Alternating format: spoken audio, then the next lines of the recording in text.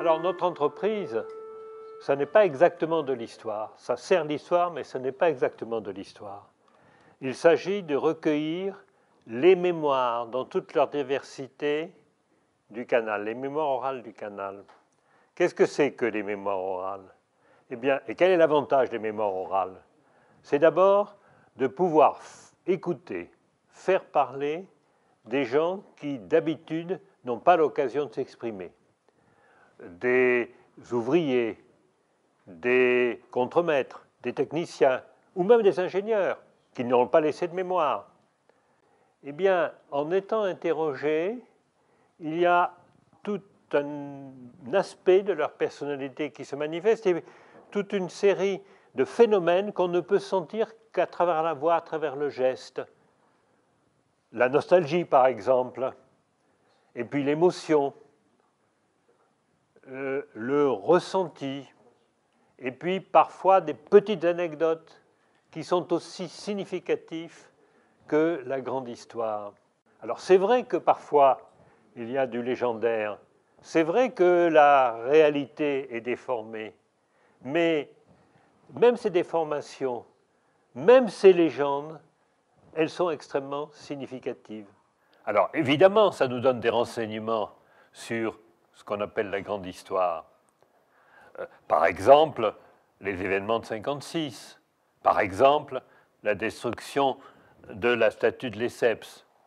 Ça donne aussi des renseignements intéressants sur les rapports entre les différentes communautés. Il y avait, par exemple, disons à Port-Taoufik, parce qu'avant 1956, il y avait plus de communautés qu'après. Par exemple, nous, dans mon école, je me souviens, il y avait des Arméniens, il y avait des Grecs, il y avait des Italiens, il y avait des Juifs, et on était tous en excellente relation.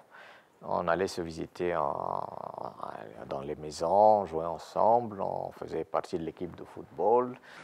شوف حضرتك احنا لما نشأنا كانت هذه المدينة بيطلق عليها كوزموبوليتان سيتي، مدينة العالم، مش العالمية، العالم. Le cosmopolitisme,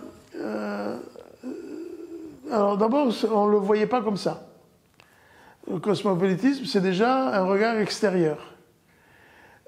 Pour nous, on était tous, même si on savait qu'on était d'origine égyptienne, d'origine albanaise, maltaise, ça on savait.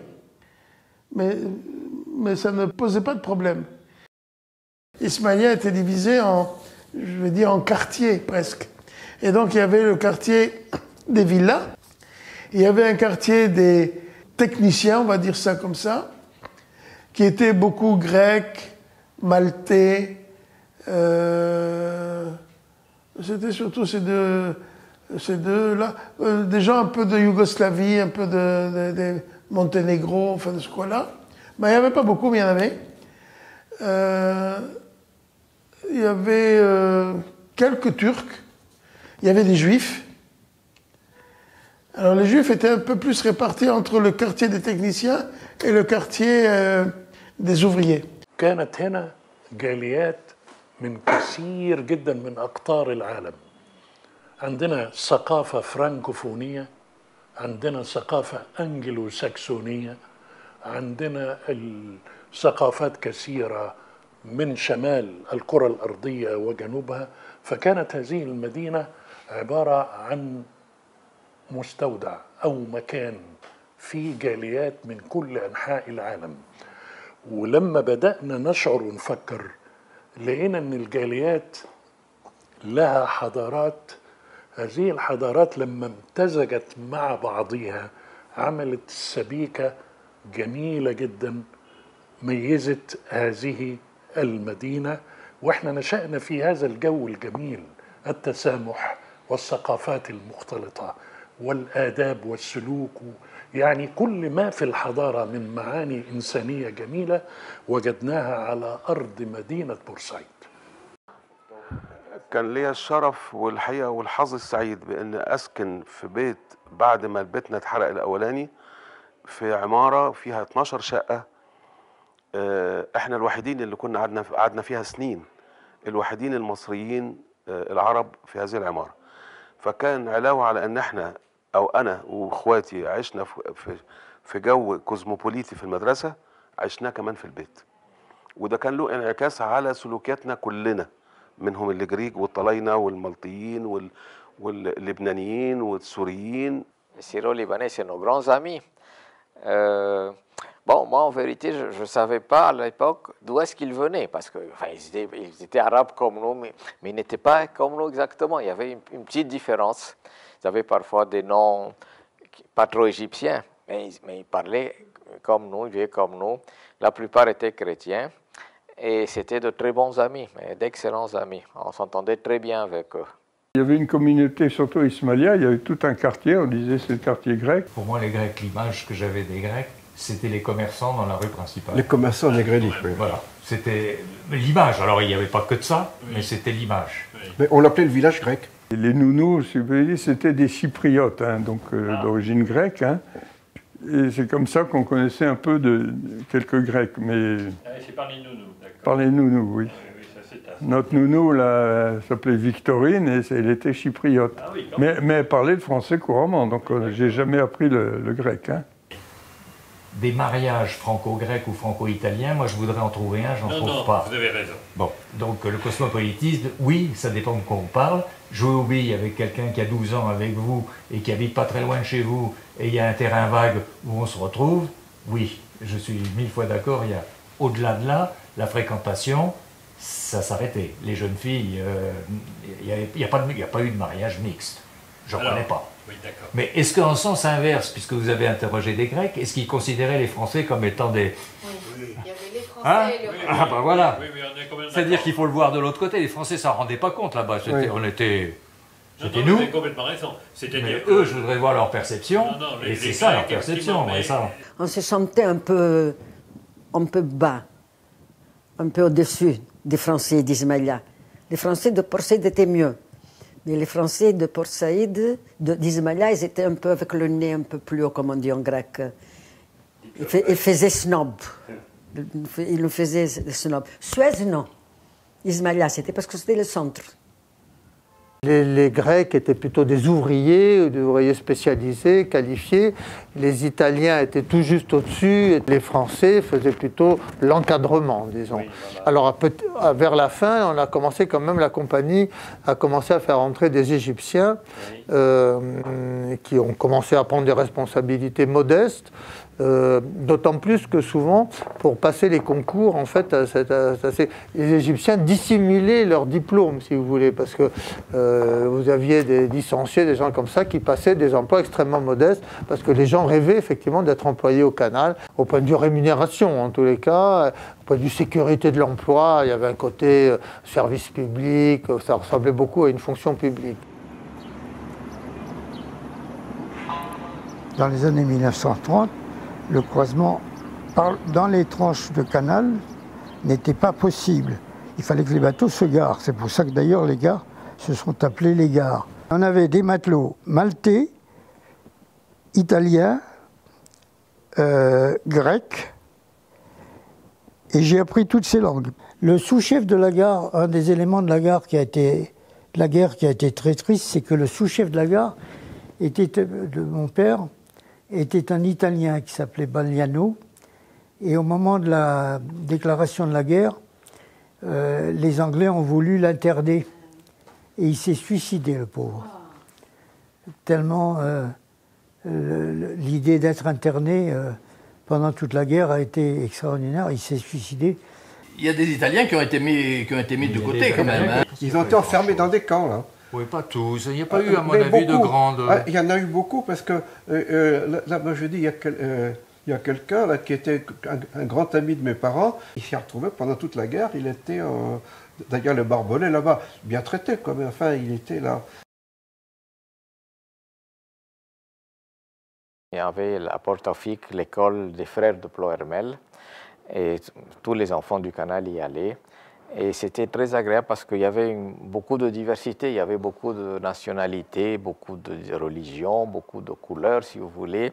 Et on a tous grandi ensemble. On n'a jamais senti une différence quelconque entre l'un et l'autre. Il y avait comme chrétiens des coptes, des maronites, tout ce que vous voulez.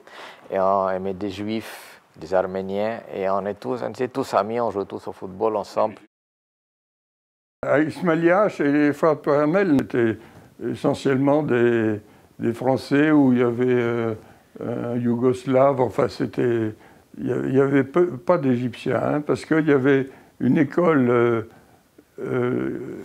dirigée par les franciscains qui accueillait des Égyptiens. Donc c'était séparé. Les frères Pramel, c'était vraiment pour le canal. Hein. Il y avait l'école italienne, c'était les franciscaines. On ne mélangeait pas les torchons et les serviettes. La colonie grecque avait son école, la colonie italienne avait son école. L'école de Saint-Vincent-de-Paul était payée par le canal de Suez. Les professeurs étaient payés par le canal de Suez. Les religieuses touchaient l'argent par le canal de Suez. Les travaux étaient faits par le canal de Suez. C'était une école privée du canal de Suez. La même chose que l'école des garçons, les frères de Plohermel, ils étaient payés par la compagnie du canal. Alors que les franciscaines, ils étaient payés par les franciscains, les sœurs franciscaines étaient payées par les collages et des trucs comme ça. Ah oui, ils n'étaient pas considérés comme ils n'étaient pas payés par... Ils sont subventionnés par le canal de Suez, absolument pas. Ni les Grecs, ni les Italiens, ni les Égyptiens. Donc je vous dis, c'était un peu un État dans un État, légèrement. Eh bien alors je vous dirais une chose, c'est la seule chose que j'ai regrettée dans l'enseignement, aussi bien chez les jésuites après les frères de Plohermel, c'est qu'on ne nous obligeait pas à apprendre l'arabe. Ah oui. Non. À l'époque, ce n'était pas obligatoire. Et ça, c'est une erreur fondamentale, je crois. Oui, oui. Tout à fait fondamentale. Moi, j'ai appris l'arabe dans la rue. Ah oui. Oui. Ah, vous parliez arabe? Je baragouinais. Oui. Baragouinais l'arabe. Enfin, j'étais capable de me faire comprendre. Nous, pour les Bayram, pour les fêtes chez nous, on fait des sortes de petits fours, par-ci, comme ça. Et puis, papa donnait cadeau aux Français. Chaque année, quand il y avait les fêtes, on demande les fondants de Captain Hamdi. C'était tellement bon. C'était les fondants de Captain Hamdi. Ça, oui, je me souviens que, par exemple, nous les Grecs, à Noël, on fait des gâteaux kourabies, ça s'appelle, et melomakarouna, ce sont deux gâteaux grecs. Alors ma grand-mère faisait beaucoup, et on allait chez tous les amis pour donner, oui. وبنشارك بعض في مثلا في العيد الصغير كان موضوع الكحك والبسكوت والكلام ده كان لازم والدتي اللي بتعمله يتوزع على العمارة. هم نفس الحكاية، البيض الملون، نقول عليها المنجقونة، الحاجات اللي هي اليوناني والإيطالي والكلام ده كان لازم يبعتوها في اطباق مغطاة بفوطة صنع ايد، والطبق ما يرجعش فاضي، يرجع مليان حاجة من اللي موجودة في البيت. ده عشناه. وكان الموسيقى اللي كانت تصدح في منور العمارة أثناء العيد، سواء جريجية أو إيطالية أو لبنانية أو مصرية. الجو ده كان رائع وكنا نتبارى فيه. في بقول لك الجيران كانوا مع بعض ويشربوا القهوة سوا، الستات مع كانت تعرف زمان كانت العادة الصينية بالكنكة بالسبرتاية كانوا يتلموا حواليها كلهم، وكان بيبقى فيها يعني الجريج والطلاينة والبتاع دي.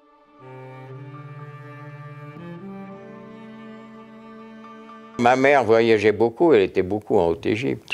Ah oui, ma mère s'intéressait beaucoup à la Haute-Égypte. Oui, c'était pas classique dans l'époque. Oui, non, c'était pas classique. Non, les gens n'allaient pas, les ruines, ça les intéressait pas, les gens. Hein.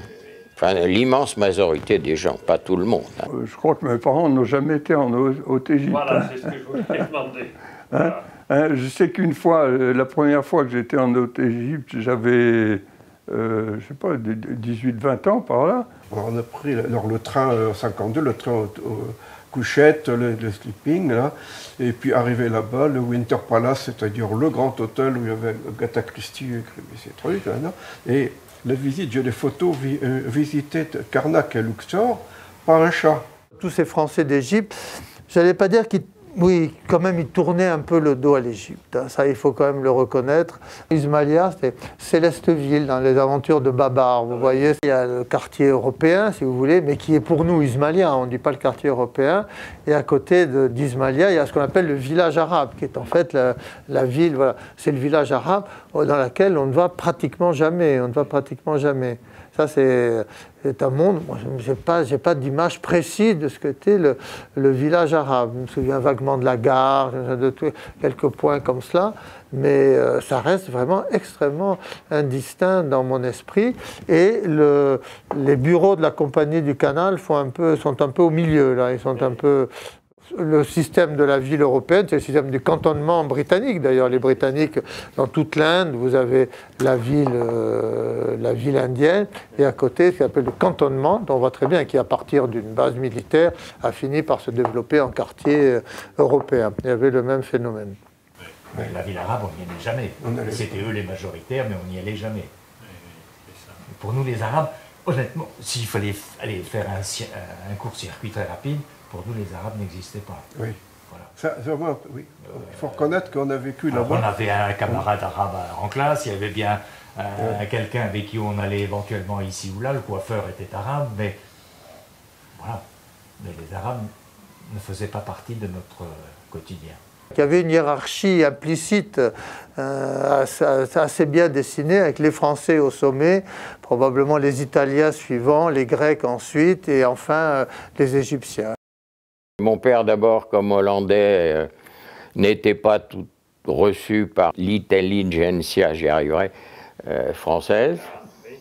Il y avait une sorte de barrière. Il y avait oui, quand même une barrière. Pourtant, il parlait parfaitement français, hein, aussi bien que moi. Bien sûr, il n'y avait pas de problème avec les étrangers, mais les étrangers préféraient se grouper, par exemple, avec eux-mêmes.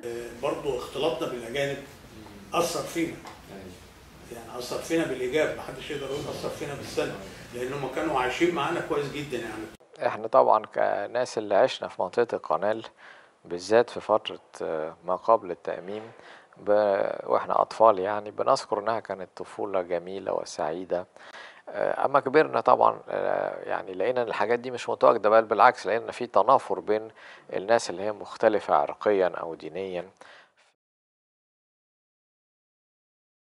Les plages étaient ségrégées, en tous les cas, elles étaient longtemps ségrégées. Je me souviens qu'à la plage, à la plage d'Ismaïlia, en revanche, il y avait une grille pour séparer du tout venant, qui était la population égyptienne, qui n'avait pas de lien avec le canal, mais qui venait se baigner. Il y avait par exemple des endroits qu'on appelait par exemple la plage des employés, la plage des ouvriers. Alors pour nous, ça nous paraissait une chose, si vous voulez, normale. On est venu, on a trouvé ça comme ça. On ne l'a pas inventé, on ne l'a pas fait parce qu'on sentait que l'autre était inférieur, mais on a trouvé ce genre d'organisation. جدي لما كان بيحكي لي طبعا عن المعدية وعلى نظامها أيام الفرنسيين لما كانوا متولين إدارة الهيئة، كان يعني بيتعاملوا بالشياكة مع الناس، وكان في نوع من أنواع التعامل السلس الجميل والنظافة في المعديات. وكان في جزء في المعدية متقسمة، جزء للخواجات، جزء للإفرنج زي ما بنقول عليهم، وكان في الجزء الثاني للعرب. كان الجزء يعني هي حاجة بسيطة، ده كان صالونات ودي كانت أماكن كراسي كده جنب بعضها. Les fêtes religieuses,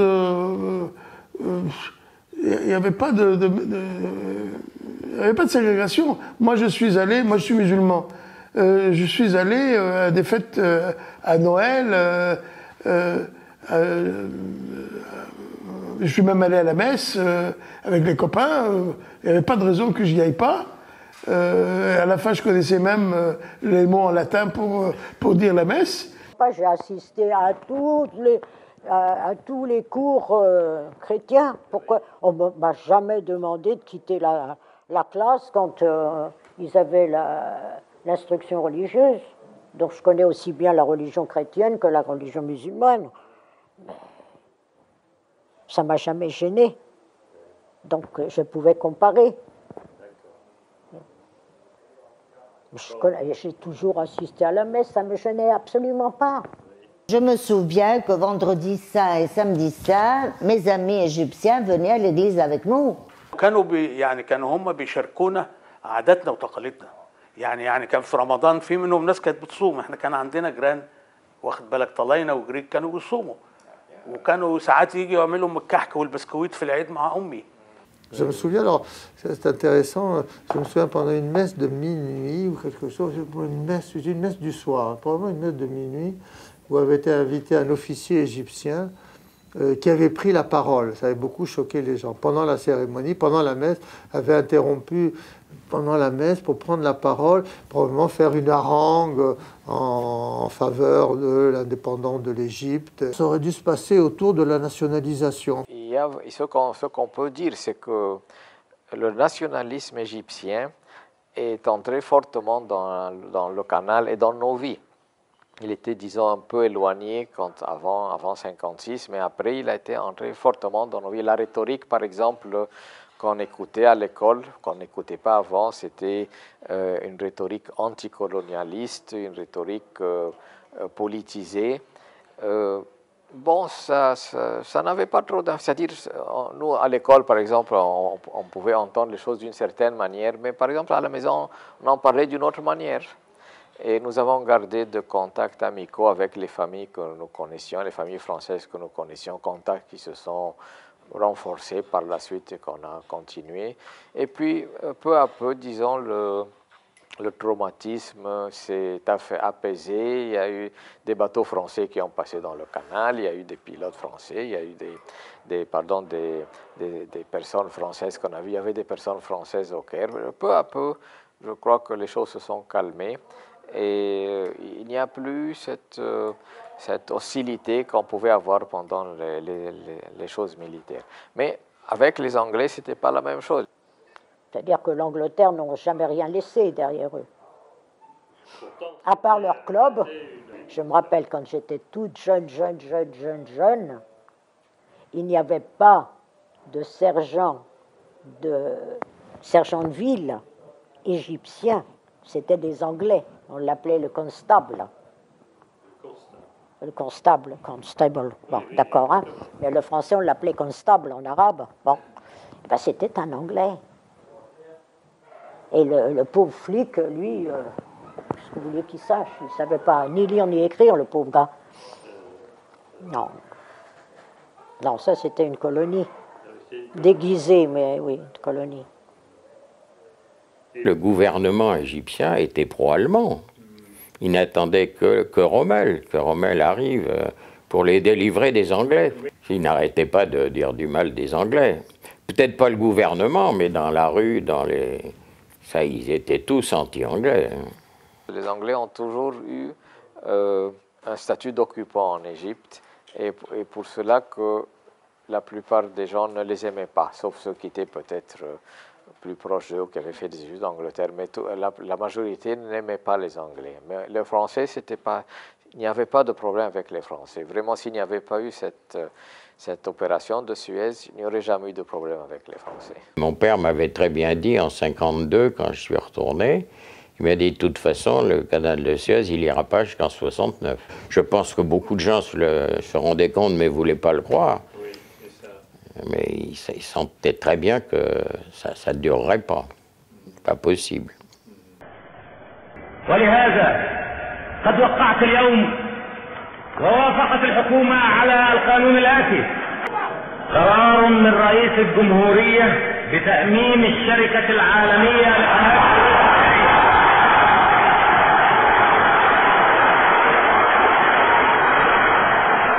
ما كانش حد يعرف عن التأميم إلا 3 أشخاص: محمود يونس، عبد الحميد أبو بكر، محمد عزت عادل. الحمد لله العملية تمت سلمية بالكامل. احنا بقى في المجموعة الرئيسية اللي في البوابة اللي على شارع نجريلي كان حوالي الساعة 6 ما كانش فيه في الشركة بقى إلا النبطشيات. المهم دخلنا وجبنا موظف من الشركة وقلنا له اتصل بالمديرين بتوع الشركة عشان ييجوا نقابلهم فورا. طبعا وده كان منتظر. كانت مفاجأة كبيرة جدا لهم، وطبعا أول اهتمام لهم هيعملوا فينا إيه؟ السلامة. محمود يونس فهمهم إن أنتوا وعائلتكم يعني في سلام كامل. ثالث رابع يوم خامس يوم بدأت يعني بعد ما اطمأنوا بقوا يقولوا بس انتوا ما انتوش مقدرين ايه الرياكشن اللي هيحصل نتيجة التأميم بتاع قناة السويس. On a évidemment écouté le discours du président Nasser quand il a nationalisé, mais on n'a pas saisi, enfin notre jeunesse n'a pas saisi l'ampleur de l'événement que plus tard, quand les événements ont commencé à changer, on a vu de nouvelles personnes qui sont venues. إن بعض الأجانب الأجازة الصيفية بتاعته انتهت وما رجعش. إيه القصة دي؟ يا مخابرات يا مباحث يا. طبعا لما بحثنا والمخابرات جات لنا تقرير إيه إن الشركة المؤممة هتسحب كل العاملين فيها جماعيا منتصف ليلة 14-15 سبتمبر سنة 56. Mais après ça, la compagnie a continué à vivre. Je me rappelle, on a eu des pilotes de toutes les races et toutes les nationalités, ce qui fait qu'on avait, chez les religieuses toujours de Saint-Vincent-de-Paul, on avait une classe qu'on appelait la classe de l'ONU. Il y avait des nouveaux pilotes, ils ont demandé à la marine d'envoyer des jeunes officiers pour s'entraîner, pour travailler avec les pilotes. Alors chaque trajet qu'ils faisaient, ils prenaient avec eux un jeune homme pour l'entraîner pour être pilote. إن بدأنا نشوف في طيران نفاث بيلف فوق البلد وفي بيتعمل زمارة الخطر الغارة. هم دخلوا من يعني الدخول المكثف من على البحر من شارع محمد علي كان انزال. اقدر اقول ان احنا كنا ساكنين في بيت اسمه بيت ابطان قدام جنينة الباشا والجامع العباسي، والحي ده كله اتحرق عن طريق الانجليز. والحقيقه انه كان في تنبيهات من الاذاعه البريطانيه وقتها بان احنا اهل هذا الحي نخليه، لكن معظم الاسر ما رضتش تخلي هذا المكان. وقعدنا فيه لحد ما جم ودخلوا علينا وخرجونا بره وضربوا البيت من تحت، بس بعد ما خلونا الرجال لوحدهم، السيدات لوحدهم، الاطفال لوحدهم وقدام البيت، ورحلونا ومشونا ناحيه معسكر كانوا عاملينه بسيط ناحيه البحر. On était allé avec mon épouse à Ismaïlia. Je voulais lui montrer la maison où j'avais habité où mes parents avaient habité de nombreuses années. Et c'est là que j'ai montré. D'ailleurs, les gens qui habitaient cette maison, j'ai sonné, ils m'ont fait rentrer, j'aurais expliqué en anglais à l'époque. Et ils m'ont fait rentrer, il m'a dit vous pouvez rentrer, il m'a dit pas à l'étage parce que c'est en désordre, mais tout le rez-de-chaussée, le jardin, enfin j'ai pu voir la maison où j'avais habité de nombreuses années. أشيد بواحد من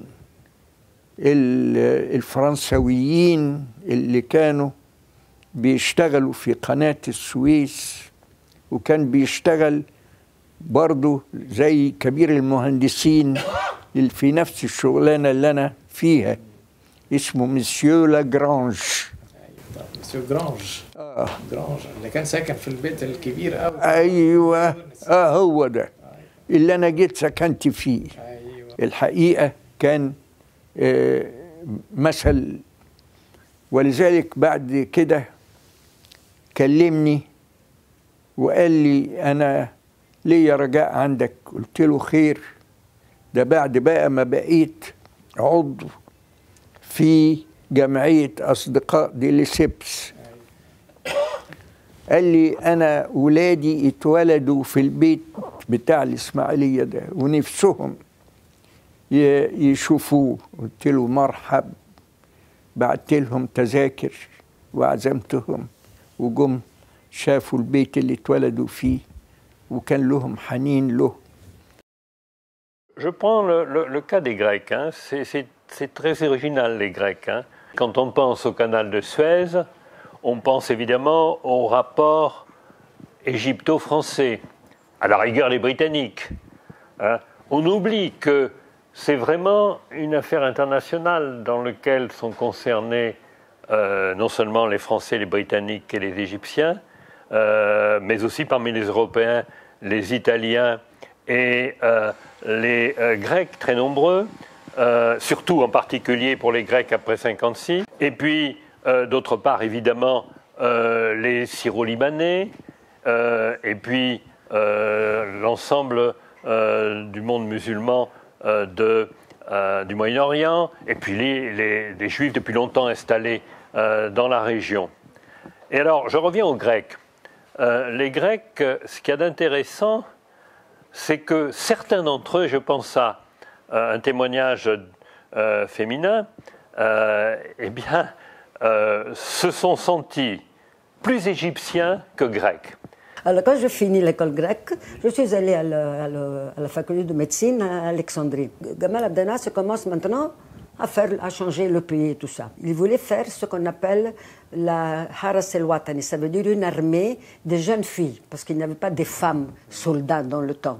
Et bien sûr, il est venu chercher les femmes les plus éduquées ou à l'université. Alors moi, le révolutionnaire, je dis, pourquoi ne pas y aller? Il faut qu'on aille. Je ramasse 10 ou 15 et on fait le premier groupe des soldats égyptiens. J'essaie de prendre encore une autre grecque avec moi. Et on a fait beaucoup de choses. On a fait de karaté avec les fusils, et enfin, beaucoup de choses pareilles. Et partout, je suis sortie la première. Un jour, on me dit, cours à la station de Ramleh, tu vas voir quelque chose de très beau.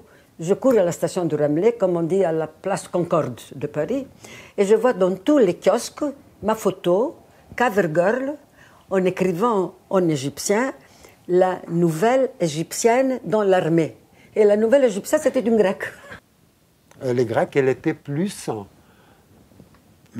près aux Égyptiens que d'autres étrangers. Quand vous étiez médecin à Port-Saïd, oui. Bon, vous aviez toutes sortes de clientèles. Oui, j'avais de grandes clientèles. Alors, quand j'avais français, il n'y en avait plus de français. Mais ma clientèle, c'était les Grecs, mais surtout les Égyptiens. Les Égyptiens m'adoraient. Il y avait une pédiatre égyptienne, que son frère était même débuté. Il venait chez moi. Il m'adorait. Je ne peux pas dire. Et en face de chez moi, comme il y a ici l'hôpital, j'avais l'hôpital La Délivrante, bien connu, avec les sœurs Edmée, sœur Mère Ancienne. C'est là où j'avais accouché mes enfants. Et chaque lundi matin, lundi et mercredi, j'allais sans prendre de l'argent et envoyer tous les enfants. Alors tous les enfants savaient ça. Ils venaient du quartier arabe parce que c'était Port Saïd. C'est ça le terrible. Port Saïd, c'est comme si c'était divisé. Ici, c'était le quartier arabe, égyptien. C'était pas comme le Caire de l'Alexandrie qui étaient tous ensemble. Et Port Saïd, c'était par là.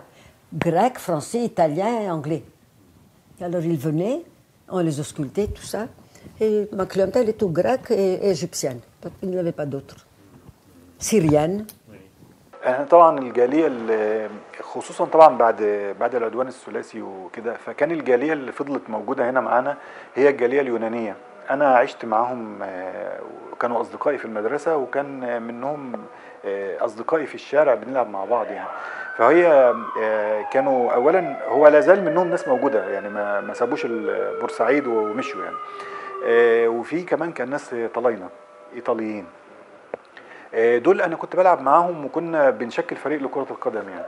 وكان بيتكلموا زينا وعايشين معانا، واحنا بنتعلم منهم مثلا الحلويات الغربية كانت بتتعمل ازاي، والمنجقونة اللي ما اعرفش ايه الحاجات دي. وهم كانوا في المناسبات بتاعتنا برضو بيتعلموا مننا العاشورة المهلبية، فكان في تبادل للثقافة. Et à Ismaïlia, il y avait aussi la rue Negrelli, il y avait tous les magasins, la plupart appartenaient aux Grecs. Oui. Et alors, je me rappelle le 25 mars, notre fête nationale, ou le 28 octobre, alors toute la rue Negrelli était pleine de drapeaux grecs. Nous avions le droit de faire des parades avec les drapeaux grecs, près de 300 écoliers. Cette parade est en 1950, celle-ci. Mais on pouvait le faire jusqu'à 1958. Ils ont prohibé de faire la parade dans la rue et nous le faisions dans le cours de l'école. Pour les fêtes nationales, oui, 2 fois. Une le 25 du mars et l'autre 28 octobre. Ce que je me souviens aussi du canal, c'était que lorsque c'était le vendredi saint, nous les Grecs, on a fait la procession du Christ autour de l'église. Et ce qui me faisait aussi impression, c'est que les Égyptiens nous envoyaient pour nous honorer, l'armée égyptienne qui était à cheval. Et alors il y avait les chevaux qui allaient de gauche et à droite de la procession et qui marchaient tout doucement. Je me souviens, le pacha qu'on avait à côté de chez nous, moi j'étais petite et je ne voulais jamais manger, j'étais difficile pour manger. Alors un jour il me dit, si tu manges, demain j'apporte la bande de l'armée pour jouer de la musique ici dehors de ta maison. Je n'ai pas cru, bien sûr, mais le lendemain, on a entendu du bruit dehors et c'était toute l'armée égyptienne, la bande qui était dans la rue devant notre maison pour jouer pour moi. Et c'était vraiment gentil, c'est-à-dire, c'est des souvenirs que on avait aussi le ballet à Ismaïlia, à l'école française. On avait des professeurs qui étaient et grecs et françaises, qui nous donnaient des leçons. Et après, au club français, il y avait les récitals de danse classique. Et je me souviens c'est un peu amusant, mais il y avait Claude François qui circulait entre nous, parce que sa sœur Marie-Josée dansait aussi. On a grandi tous ensemble. Là-bas, les enfants, on était tous ensemble, surtout à l'école de Saint-Vincent-de-Paul où j'ai été. Vous avez quelques souvenirs justement des jeunes filles Mais bien sûr. Vous avez toujours eu la nostalgie? Oui, toujours la nostalgie de l'Égypte, de mes anciens amis, de mes compagnons et compagnes de classe, d'Ismaïlia, de notre vie, qui était vraiment le paradis. Ah oui. Et Ismaïlia, c'était une très belle ville. C'est l'émeraude du désert, comme on l'appelle. Et on avait le cinéma Broadway, il y avait le Royal, le Hollywood, le Rio, il y avait beaucoup de cinéma. Et un des cinémas appartenait à notre président d'Ismaïlia, M. Markoulis. C'était son papa qui avait le cinéma. Alors, M. Georges Markoulis, quand votre famille est-elle arrivée à Ismaïlia? Al-Ismaïlia, το κατάλαβα αυτό, το 1870. Πότε έκανες το Το σινεμά? σινεμά το πρωτού έγινε το 1930. Το 67 με τον πόλεμο. La cloche de l'école était si petite, mais toujours Hassan sonnait cette cloche pour entrer en classe. Et parce que je parlais l'arabe bien, parce que je jouais basketball de 1953, le directeur m'appelait au balcon et je disais vive la démocratie égyptienne. Et après, je disais le patrimoine en grec, c'est la prière en grec de l'église. Et cette église, aujourd'hui, il existe. Il existe. Il y a les drapeaux grecs. Ils ne vont pas les mettre dehors. Ils ont mis dedans. Les patriarches, les 12 décembre, les fêtes du Saint, il aille là-bas, il fait des fêtes, il fait des liturgies. Et les parts de l'école, il a donné les King Vassilias, le roi Georges le Premier. Il est la seule école que nous avions jusqu'à maintenant. Quelle langue vous parliez que vous deviez apprendre à l'école? 4. Grec, arabe, français et anglais. Et c'était... Pas l'italien? Oui. Italien parce que nous avions beaucoup d'amis hors de l'école. On jouait le billard. Ils étaient maltaises.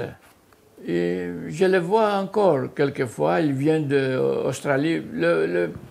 La plupart des gens de Suez, quand ils sont partis, ils sont allés à Australie.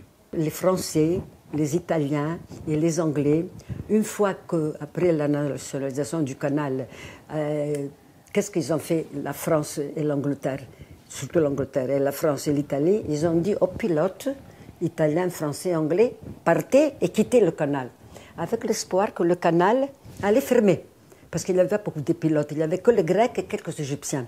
Les pilotes grecs, quoi faire? Ils attendaient. La Grèce avait juste reçu les réfugiés de Constantinople en 1956. Comment recevoir, disons, 200 000 Grecs?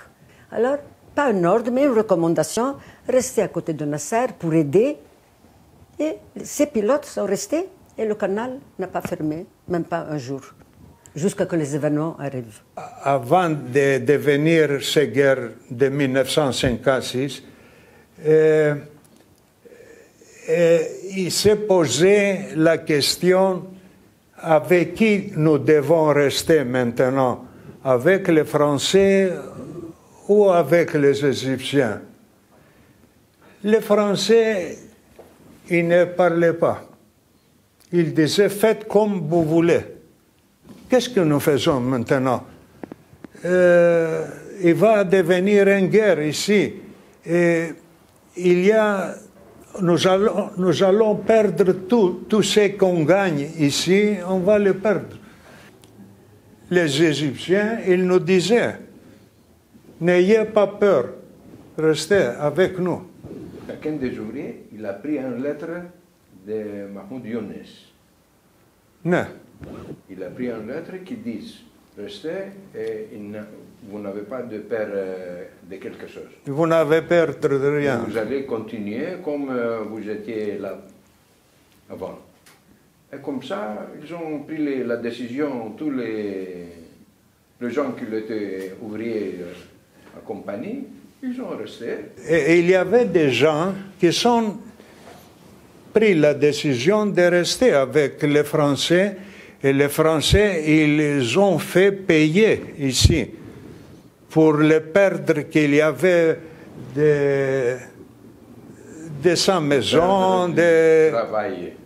Comme et une partie des Grecs, c'était pas beaucoup, ils n'étaient pas beaucoup, ils sont restés avec la compagnie du canal de Suez, en France.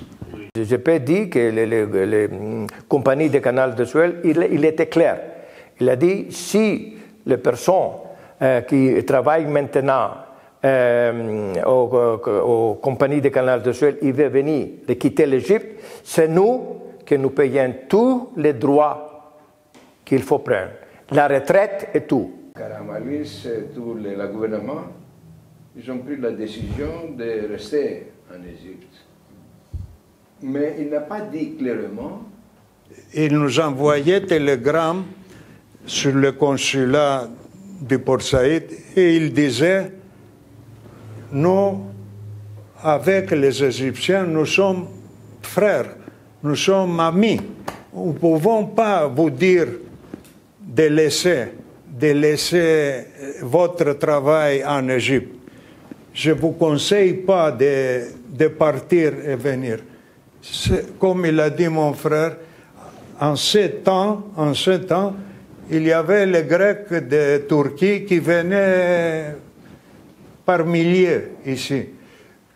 Alors, ils ne pouvaient pas faire autrement. Vous avez donc quitté en 62, en 1962 vous-même. Quand j'ai quitté Suez, oui. 1962. Et pourquoi vous avez quitté Suez? C'est votre famille qui a quitté Suez? Parce que vous ne pouvez pas plus travailler proprement comme vous voulez. Si vous vouliez avoir une compagnie à vous, vous devez avoir une copropriété avec égyptien avec 51%. Égyptien. Ouais. Sinon, allez, ou vous deviez avoir l'identité égyptienne, qui veut dire ce garçon, tous les gens devaient ir à l'armée d'Égypte, qui n'était pas une chose belle. Il y avait beaucoup qui se sont partis d'Égypte de 1957-58. Mon frère, en 1958, s'est allé en Brésil et de là, il nous a appelés. Cette mémoire, ils sont restés chez nous comme pas de bonnes journées. Oui. L'une avec l'autre, il nous engageait de voir notre avenir dehors, de partir. Et les lois aussi, les lois qu'il mettait Nasser, il était si dur où il ne te laissait pas avoir aucune chance, d'avoir aucune chance de travailler, de continuer. Tu devais être identité égyptienne, tu devais savoir parler la langue, encore la religion, un peu la religion, de le faire changer pour avoir la... Alors, après tout ça, chaque jour, on avait une famille qui déménageait dans tout le monde. Pourquoi votre père, après la nationalisation, est resté compatriote? Il n'est pas égyptien, mais comme compatriote. Après la guerre, certains pilotes sont restés pour aider la compagnie de Suez, mais en même temps, excusez-moi que je disais ça, tous les Égyptiens ont essayé de prendre les places des pilotes.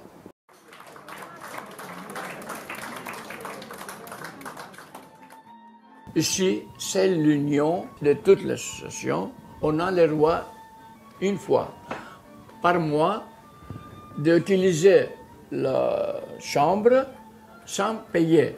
Mais c'est un point où chaque Grec Égyptien qui vient en Grèce, d'Australie, de l'Amérique, de quelque part, il vient ici et on se réunit, tous les amis. Il était créé en 1933. Il était une association entre les Grecs d'Égypte et les Grecs du Soudan. Oui. Et le nom, il n'était pas le même comme il est maintenant. Il était Soudan et grec égyptien, comme ça. Et ici, il y a tous les Grecs d'Égypte, tous les Grecs. L'Alexandrien, le Cairo. Oui. Et chaque ville, il y avait sa communauté. Nous sommes 3500 maintenant. Nous étions en plus avant, parce que maintenant, il y a des personnes qui meurent chaque jour. Oui. Nous prenons tous les gens qui viennent dans les associations ici. Nous donnons la psychologie que nous sommes encore dans l'Égypte. Le sable du Poséide. Et il y a quelque chose dedans. Coquillage. Ah, c'est joli ça. Oui. Il y a un proverbe égyptien qui dit « Qui a bu l'eau de Nil ne peut pas oublier l'Égypte. » Impossible. Et surtout quand on a vécu bien. Depuis ma naissance jusqu'à l'âge de 36 ans que je suis partie, j'étais comme une reine.